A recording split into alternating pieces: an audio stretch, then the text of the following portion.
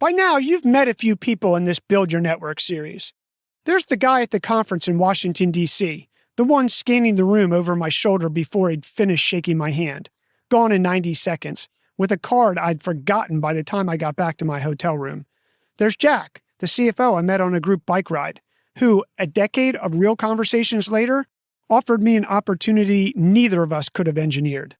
There's Mark, an alum from my college, someone I barely knew, who made one phone call that opened a door my closest contacts couldn't reach.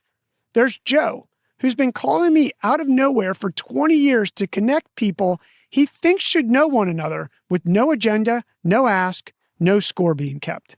There's Christopher, who showed up because we'd built something he genuinely found useful and spent years sharing business lessons from a boardroom that included Warren Buffett freely over fish we had caught together on Fridays. And there's Tom, who walked into my spare bedroom in Maryland, flipped over a napkin at a pub, and handed me a check for $50,000 on a highway that led to $1 million 6 weeks later and a priceless friendship that's lasted over 20 years. Not a single one of those relationships was engineered in the moment.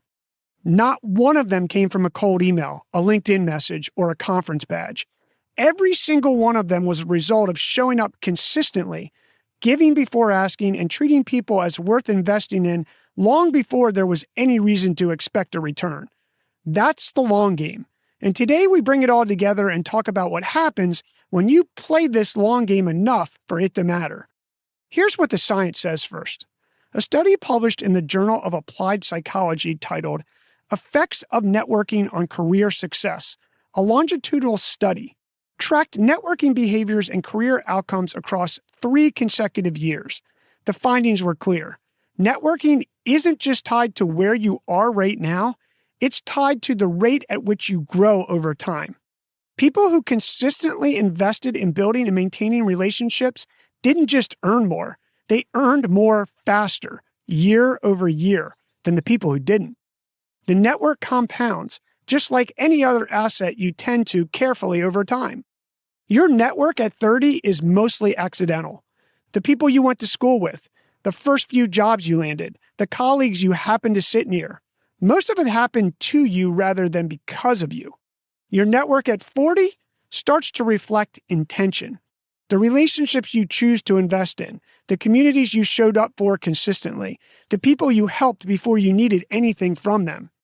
And your network at 50, if you've been playing this right, operates almost on its own behalf. People think of you when opportunities surface. Introductions happen without you asking. Doors open because of what you've built over decades, not because of what you're doing today. No luck here. A compounding investment that you can't put a price on. David Nour's entire premise in relationship economics is that the relationships are not soft, feel-good extras. They're quantifiable assets with a measurable return. The return on influence, the return on involvement, the return on impact. These aren't abstract concepts. They're what Jack delivering a career opportunity looks like.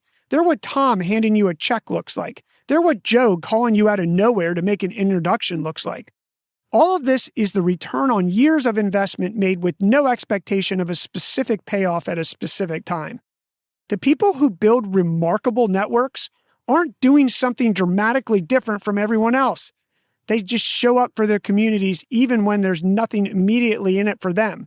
They give before they ask every time, not just when it's convenient, and they treat every relationship as an asset worth tending to rather than a transaction to complete. Same behaviors as everyone else claims to have. Longer time horizon than most people have the patience for. That's the whole difference. Look, none of this is complicated. The guy at the conference in Washington, D.C. knew all the same things you know from this series. He just chose to collect instead of invest. The difference between his network and yours 10 years from now won't be luck or timing or who had better opportunities. It'll be the daily choices made in small moments, the follow-up that actually meant something, the introduction made before being asked, the deposit into a relationship that had nothing to withdraw from it yet. Here's your next move, and this one's bigger than a weekly task. Set a quarterly relationship review in your calendar. 4 times a year, 30 minutes, 3 questions. Who in my network have I been withdrawing from without depositing? And what's one thing I can do to rebalance that this week? Number 2, which of my 3 relationship types, personal, functional, and strategic, has gone quiet? And who specifically should I connect with? And number 3, am I building toward my pivotal contacts deliberately or waiting for luck to deliver them? 30 minutes, 4 times a year. That's the relationship operating system for a network that compounds. The guy at the conference is still out there collecting, still scanning the room, still handing out cards that get forgotten before the elevator arrives. Meanwhile, the investors are building something no one else can see yet, quietly, consistently, over years. A network that shows up for them before they ask. A reputation that opens rooms they haven't even walked into yet. A return on decades of genuine investment that no single transaction could ever produce. That can be you, and it starts with one decision: to be the investor in every room, every conversation, every follow-up from here forward. The Build Your Network Workbook download in the show notes is your best friend. Grab it. Answer the questions. Re-listen to one of the episodes if you need to. And one more thing before you go.